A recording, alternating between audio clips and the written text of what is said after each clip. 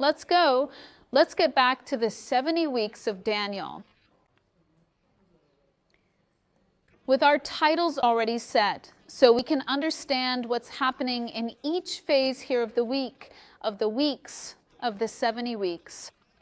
Now let's zoom in. Let's dive into the text to understand exactly what's being said here. Daniel 9:24. Verse 24. 70 Shivim. Shivim, 70 weeks. Shivim, Shavua. They are weeks, they are periods, they are 7 days or 7 years. So we have 70 weeks of years. They are demarcated. God made a marking, a delineation. He decreed, he divided, he made divisions in time so that we could know what these times are. What are we going to answer here when we are reading this text? First, we're going to ask, what is the chronology of the redemptive plan outlined by Daniel's prophecy? We've already kind of done that big summary here. And what are the events that will be fulfilled in this period of time? What are these events? Let's see. First, we have the period of 70 years, 70 weeks of years. Then we have the target audience. Is it going to happen all over the world? It will, but there is a center, an essence, a focus. It's about Daniel's people in Israel and about a specific place, which is the capital of the kingdom, which is Jerusalem. Therefore, this word couldn't be fulfilled before 1948. It was impossible. Even more, not even until 1967 could this word be fulfilled. Before that, there wasn't a people in a land with their city. Predominantly, the people weren't there. There was always a remnant there, but the prophecies still couldn't be fulfilled. This is intentional. God made a pause between the events of the first phase of the plan and the second phase of the plan, between the first coming and the second coming. And he made sure that we couldn't speed anything up because Israel had to exist. The Jewish people had to be there. It needed to be a nation. It needed to have a city, Jerusalem as its capital, and there's still the temple missing for many things to be fulfilled. A period, 70 weeks of years, Israel, Jerusalem, okay? Now the stage is almost set for these events to be fulfilled. What events are these? The verse continues. To put an end to transgression, to make an end of sins, to atone for iniquity, to bring in everlasting righteousness, to seal up vision and prophecy, and to anoint the most holy. Let's understand what all of this means, these 6 redemptive events. Let's take a look at them. What do you think? Let's get to the votes. Did it already happen in Christ's first coming? Did he put an end to transgression? The first question we ask is, what is transgression? Is it the transgression of all humanity or of the nation of Israel in rejecting the Messiah? Which is it? Our answer will depend on our analysis of what transgression is. I'll let you choose. My opinion is that not yet. The CEAs, transgression hasn't ceased. We keep breaking the law.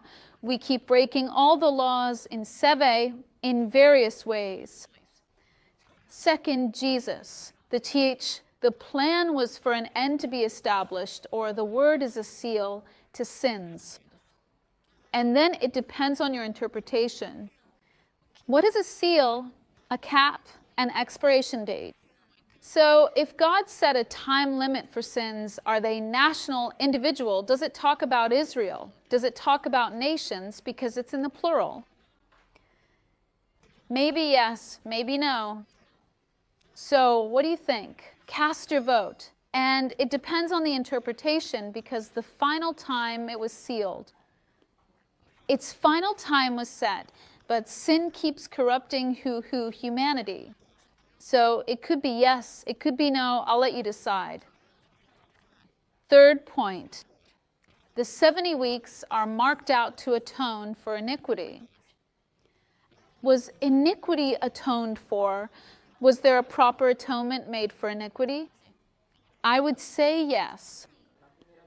At the same time, we still don't have a fulfillment of Yom Kippur, but Jesus, on the date, okay?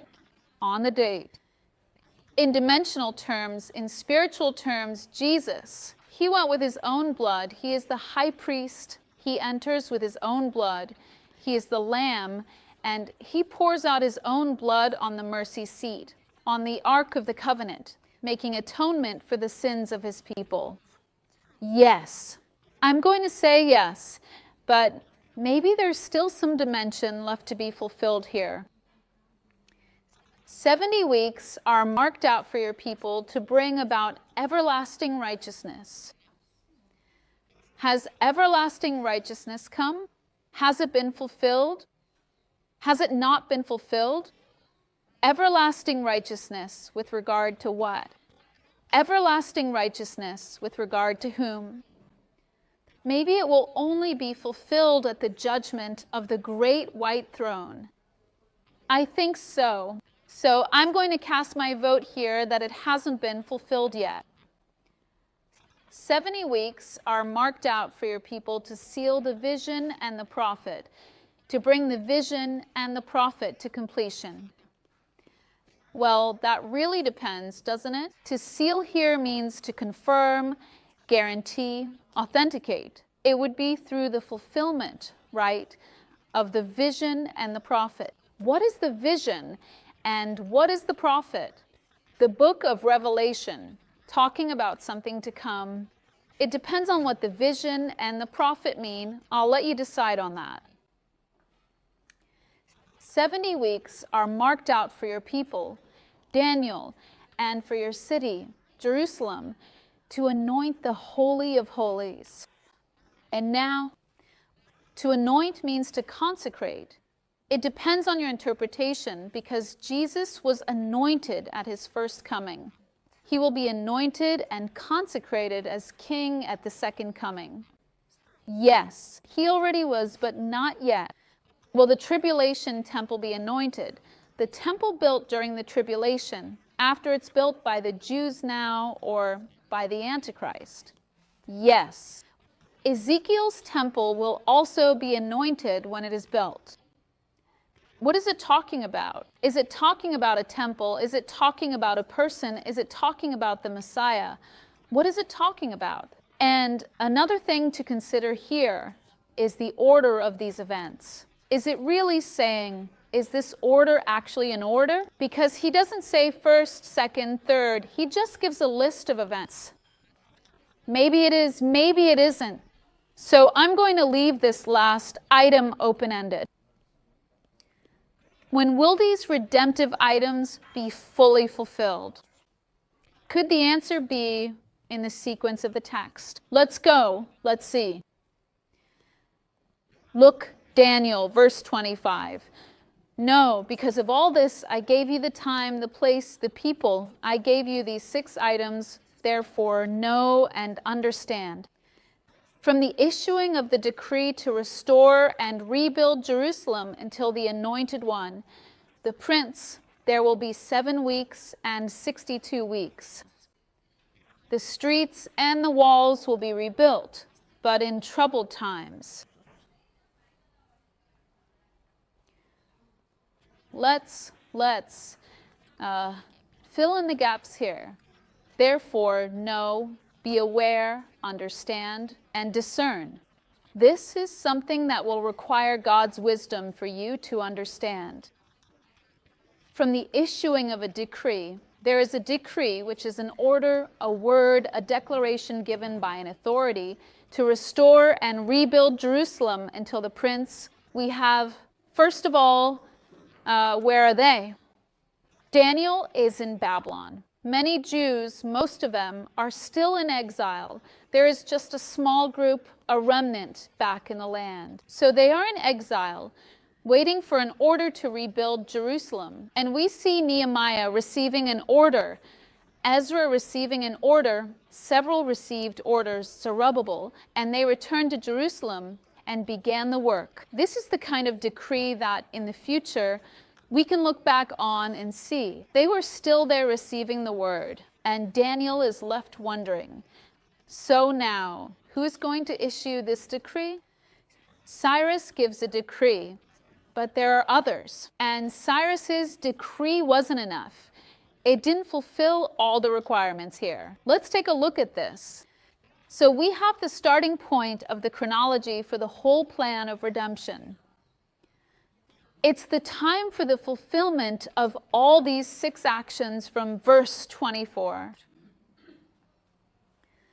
It's a decree to restore Jerusalem, which is what we'll need, and the time of restoration will be 7 weeks. And then there are still 62 weeks to wait. We have a division in this chronology here.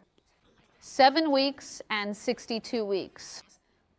He could have said 69 weeks, but no, he divided this time. Why? Either it's a period that has a pause in the middle, or it's a period where, after the process of 7 weeks of years is finished, one part is completed, and from then on, something else is going to happen. So it's either a pause in time or a change of event. So here we have a division in the chronology for the first phase of the plan of redemption, to reach this first phase of the plan. So let's visualize the counting of the weeks of years, the division according to the text and the starting point. Let's go to our millennial week. Go ahead. Yeah, here, when it talks about Cyrus, I had already opened Daniel 9, right? And it's talking about Darius. And here it says, and thinking about the 70 years that Jerusalem would remain desolate, according to what the Lord had said. Then something came to me. Can we, today, take those 70 years that Jerusalem would remain desolate and apply them to the second coming of Jesus, counting from when Jerusalem was, when Israel became a city-state? It's already been 70 years. It could be, in other words, if we use, she asked if we can prophetically apply those 70 years of the ruined city, which were, in fact, 70 years of Daniel's captivity and so on, with all the people exiled. If we can bring that to the post-1948 period, and I'm saying 70 years have already passed, so that was another prophetic sign for after we are here, because here they were 70 years in exile, and now they have been 70 years in their own land. So it's the opposite, right? The reverse. It's the same amount of time, but the opposite is happening. Now, if you tell me, no, because Israel is still going to be invaded again and will go through another 70 years, then I'll say, oh my God, I hope not. That doesn't fit in our timeline. Yeah, there will be an exile, but I believe that at the second coming, it's a different timeline. But it's an interesting point. Where are we here? Where is Daniel? Daniel is a little before the Gregorian zero, just a bit before 500, 300, 400, 500 years before our 4,000 here. He was in Babylon, right? So he's in that place. He's hearing from his point in the past that there will be a decree to restore Jerusalem. And from there, he's going to count 7 weeks of years plus 62 weeks of years. And then the Messiah comes. Every good prophet is already grabbing his calendar to start noting these things down. Daniel wouldn't see this, but the generations have it recorded so they can count. So we have, let's take a look here at how we're going to lay out these 7 weeks and 62 weeks. First, let's understand that a week of years is 7 years, okay? A week of years is equivalent to 7 years. 7 weeks of years is exactly 7 times 7, all right then? 7 weeks of 7 years, so we have 49 years. Every time you read here, 7 weeks, think 49 years. And what about the 62 weeks? 1 week of years is 7 years. 62 weeks of years, 62 times 7. That's going to be 434 years. Did we need to draw it out? For me, yes, because I can't do math. So I'm helping out anyone else who can't do it either, doing it step by step. Let's go. 7 weeks of years is 49 years, and 62 weeks of years is 434 years. From the decree, you have to count 49 years, and then you have to count another 434 years. That's half a millennium, practically half a millennium from Daniel to get, are you following? To get to Jesus. So that's how the years are counted. And then we have these 70 weeks divided into 3 parts, okay? What are the 3 parts? The first 7 weeks of years, which is 49 years, and then there's a pause or a new period begins. Then you have the 62 weeks of years, which is 434 years, and after that you have a pause or a new event. And if you put these 2 together, if there's no pause in between, you'll add 7 weeks plus 62 weeks, and you'll have 69 weeks of years. You'll have to add it all up here. But we still have 1 last week, because 69 doesn't complete Daniel's 70 weeks, right? So I need this last little week here, which is the last verse, and now I have 7 more years. Where do the 7 years of tribulation come from? From here. If you didn't know where the 7 years of the tribulation period came from, now you know. It's from Daniel's prophecy, because he talks about 7 weeks, talks about 62 weeks, and there was 1 week left. This last week is the final 7 years of this era, known as Daniel's 70th week, the tribulation week, the last 7 years of the era, 7 years tribulation, okay? Not the Great Tribulation, because the Great Tribulation is the last 3.5 years. It's half, but the tribulation week is here. Can someone check if my ginger tea is ready, please?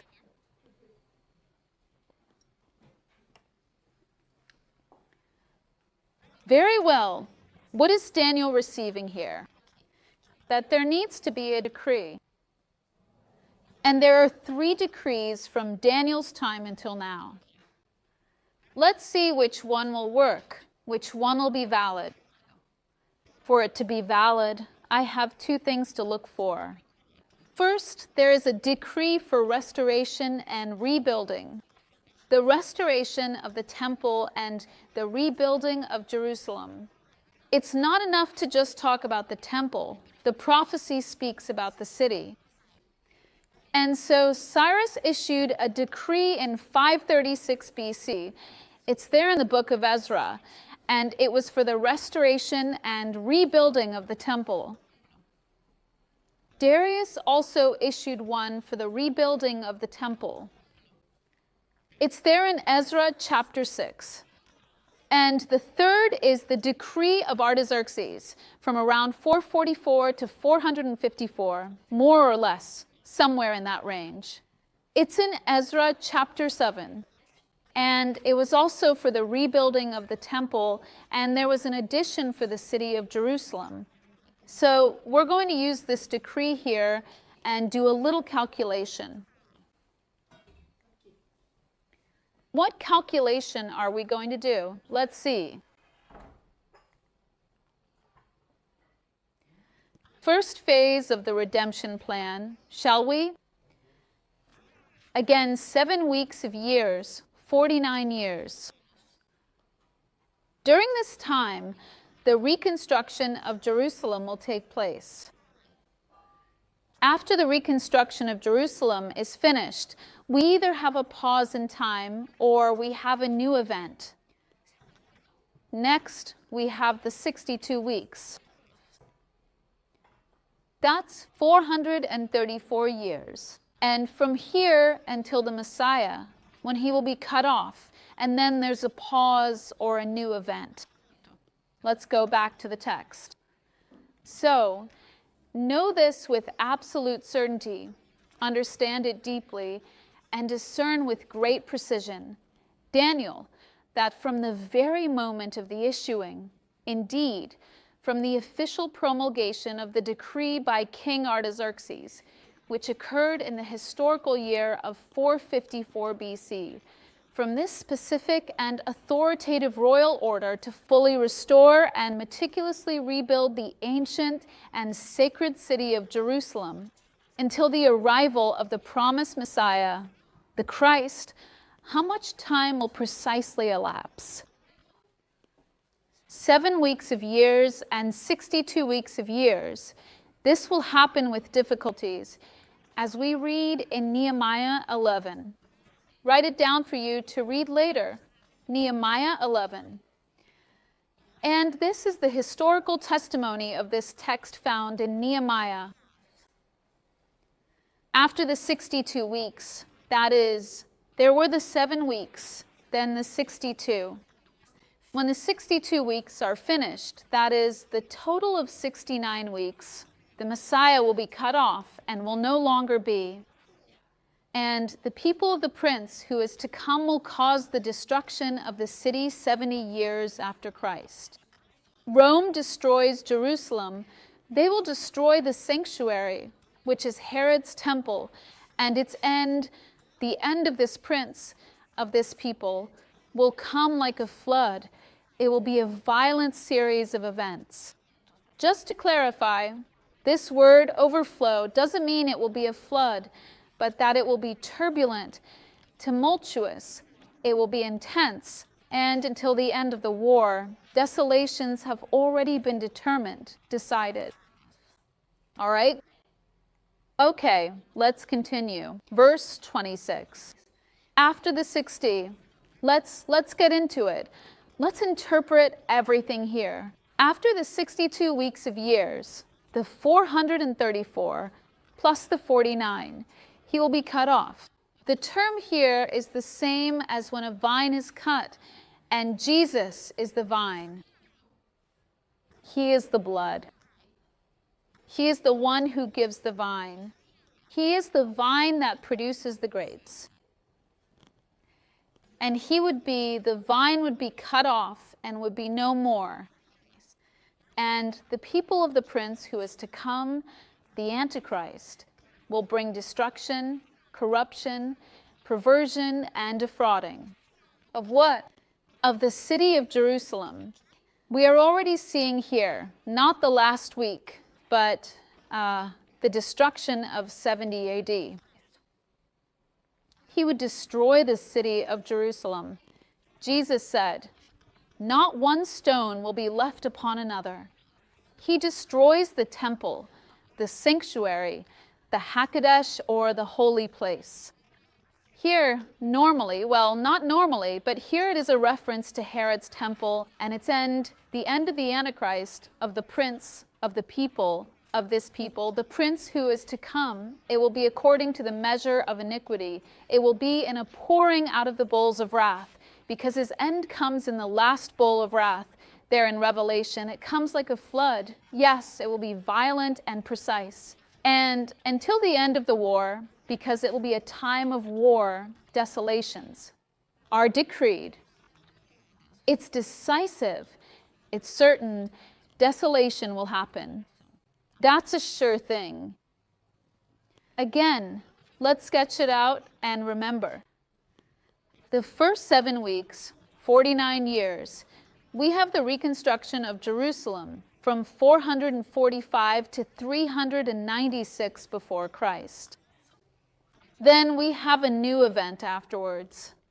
The 62 weeks of years, which are 434 years until the Messiah. That is from 396 before Christ until 32 after Christ. After the 62 weeks, the Messiah was cut off. What happened? A hugely important event there, the cross. And then we have a pause or a new event.